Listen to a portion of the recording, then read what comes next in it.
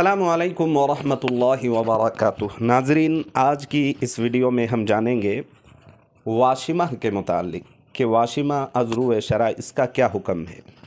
क्या वाशिमा लगवाने से नमाज सही हो जाती है या नहीं होती? शरई नुक्ते नज़र से इसका क्या हुक्म है, वाज़ेह फरमाएँ।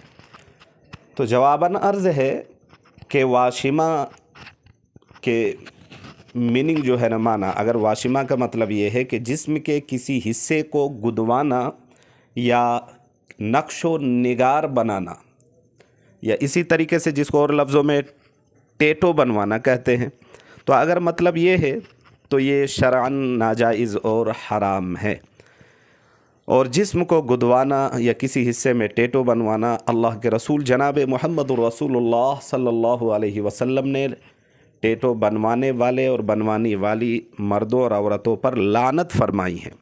इसलिए जनाब रिसालत मआब सल्लल्लाहु अलैहि वसल्लम के प्यारे उम्मतियों के लिए मोहब्बत रसूल का तकाज़ा तो ये है, शरीयत का तकाज़ा ये है कि शरीयत की मोहब्बत में बंदा हर वो काम छोड़ दे, तर्क कर दे जिन कामों से शरीयत ने रोका है, टोका है, मना किया है।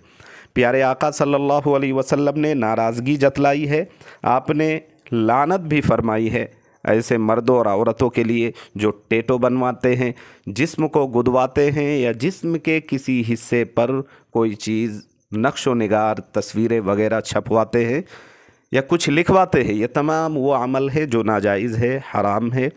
पूरी उम्मत को इससे बचने की तौफीक दे। वल्लाहु आलमु बिस्सवाब।